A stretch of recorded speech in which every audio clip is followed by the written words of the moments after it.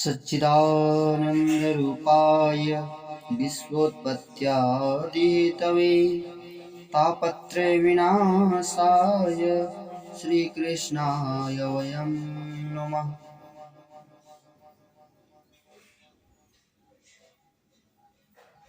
ध्यान से सुनिएगा। सच्चिदानंद ही रूपाय विश्वोत्पत्त्यादि हेतवे।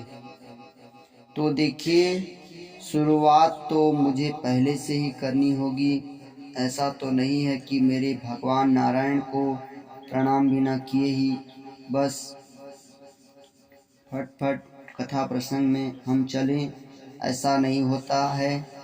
क्रमांक अगर ऐसी है, जीवन की पूजन करना है तो पहले स्नान तो रोज करना ही पड़ेगा।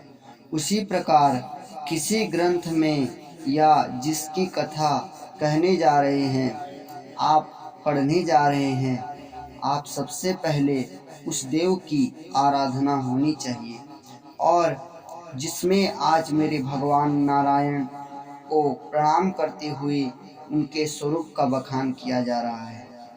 स्वरूप कैसा है? सत्य है। क्या है? पहले स्वरूप का नाम सत्य, जो कभी बदलता नहीं है। प्रहलाद जी के सामने भी वो ऐसा ही जैसा रावण के सामने था। भक्त श्री सूरदास जी और मीराबाई को उसने ऐसा ही प्रेम दिया है जैसा वो कंस को देना चाहते थे, पर वो लेना ही नहीं चाहता था।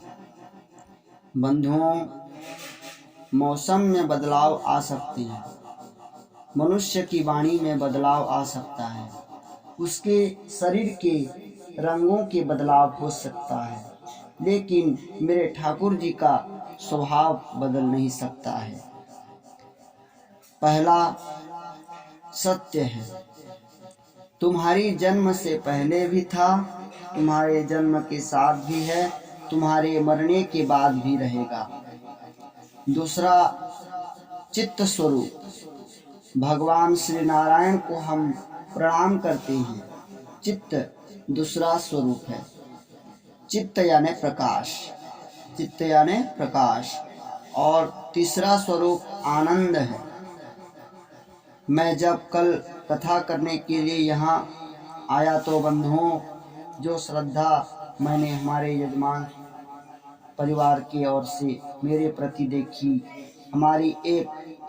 हमारे बाबूजी कह रहे थे कि व्यास जी महाराज, आप जानते हैं ये पहली बार ऐसा हुआ है कि हमारा पूरा प्राणसुखा परिवार आज एक साथ एकत्रित हुआ है।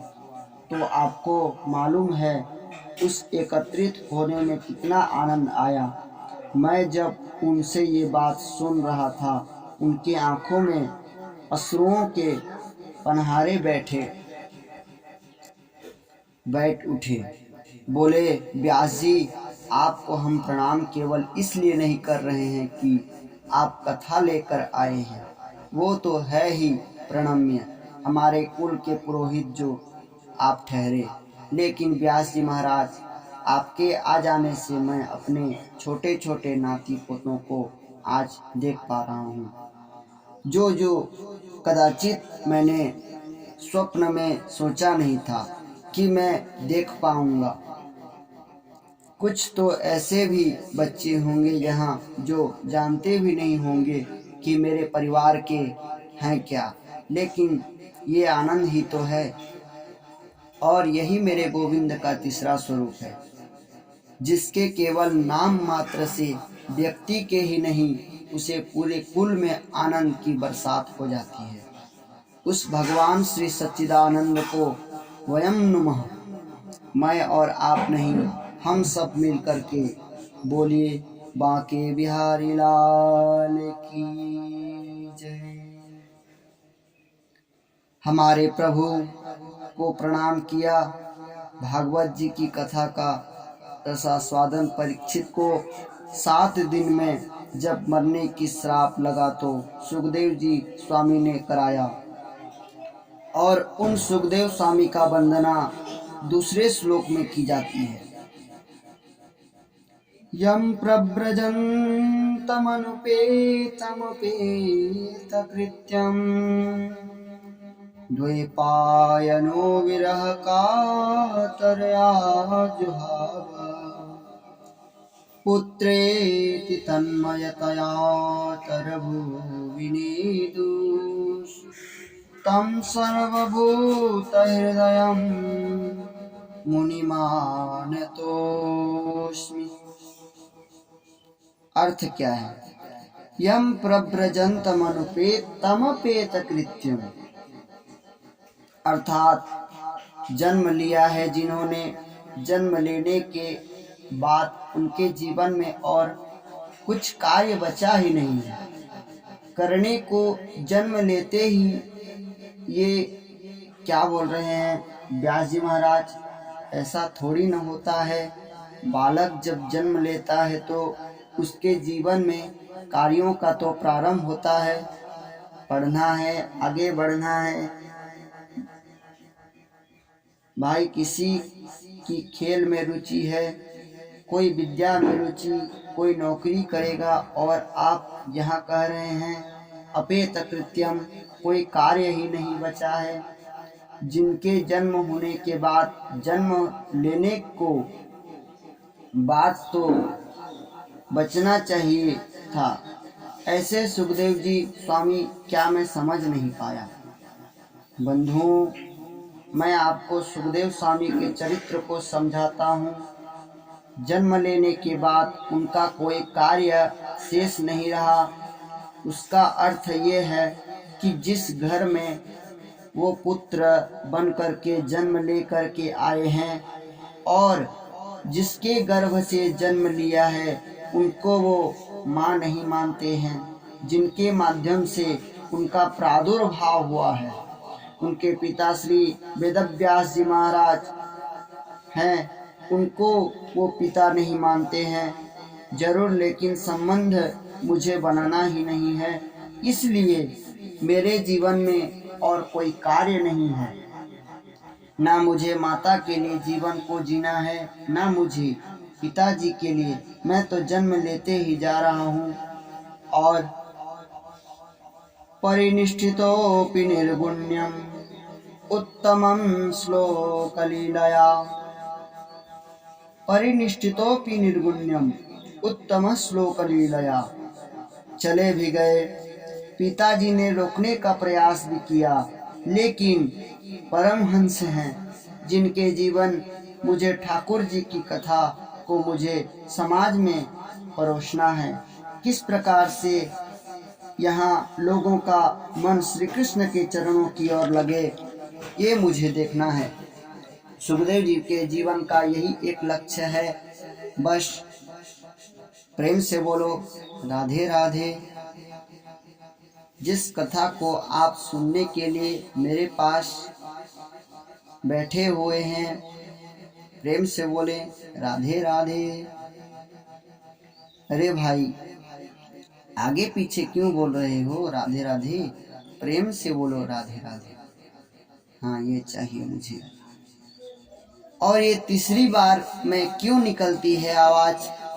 मतलब पता है, भक्तों के साथ एक अजीब विडंबना है।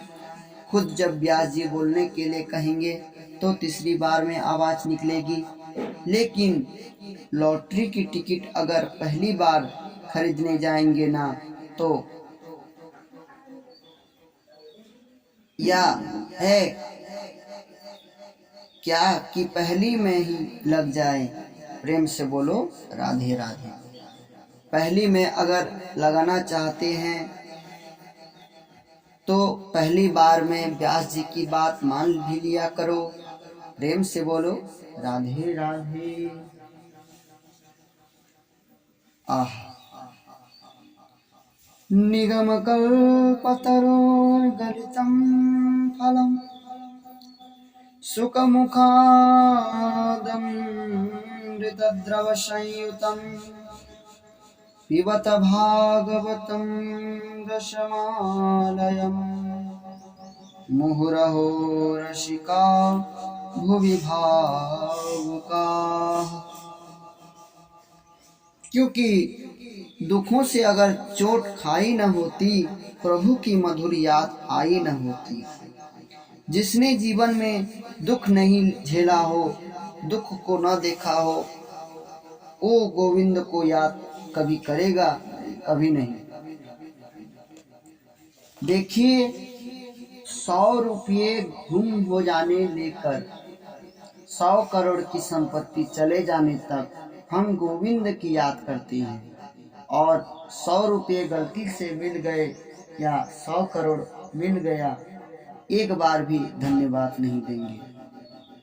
तो मैं कह रहा था, निगम कल्पतरोर गलितम फलम सुख मुखात मितद्रव संयुतम पिबत भागवतम रसमालयम मुहुरहो रसिका भुवि भावुका।